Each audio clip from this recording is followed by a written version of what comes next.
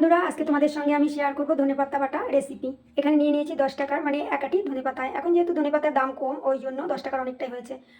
নিয়ে নিয়েছি কিছু কাঁচা লঙ্কা আর কয়েক কোয়া রসুন, আর লাগবে কালো জিরে, লাগবে এক টুকরো লেবু কয়েক ফোঁটা রসের জন্য, পরিমাণ মতো লবণ, আর হাফ টেবিল চামচ সর্ষের তেল। আমি এই কাঁচা লঙ্কা আর এই কাঁচা রসুনটাকে শিলনোড়ায় বেটে নেব। কেউ চাইলে মিক্সিতেও মিক্সার করতে পারে, আর তারপরে বেটে নেব এই ধনেপাতাটা। সব কিছু একসঙ্গে কাঁচাই আমি বেটে নেব। ঝালটা যার যার রুচি অনুযায়ী কম বেশি বাড়াতে পারে। আমি এখানে ছোটো ছোটো যেহেতু লঙ্কা, ওই জন্য আমি অনেকগুলোই নিয়েছি, প্রায় 8-10টা হয়ে যাবে। এই যে রসুন আর কাঁচা লঙ্কার পেস্ট শিলনোড়ায় করা, আর এই যে ধনেপাতা পেস্ট, এইবার কড়াইতে তেল দিয়ে ফ্রাই করব। খালি খোলায় এই কালো জিরেটা ভেজে নেব। নামিয়ে নিলাম বাটিতে। এবার একটু গুঁড়ো করে নেব। জিরেটাকে আমি একটু গুঁড়ো করে নিয়েছি। দিয়ে দেবো খুব সামান্য পরিমাণে সর্ষের তেল। গরম হয়ে গেছে, দিয়ে দেবো কাঁচা লঙ্কা রসুনের পেস্ট, দিয়ে দেবো ধনেপাতা পেস্ট। এই অবস্থায় দিয়ে দেবো পরিমাণ মতো লবণ। এবার দিয়ে দেবো কালো জিরের গুঁড়ো। এটা কেউ চাইলে তেলও ফোড়ন দিয়ে দিতে পারে, কিন্তু মুখে একটু কুককুক করে লাগে বলে আমি গুঁড়ো করে দিলাম। এবার গ্যাসটা অফ করে দেবো। দিয়ে দেবো একটু 8-10 ফোঁটা লেবুর রস।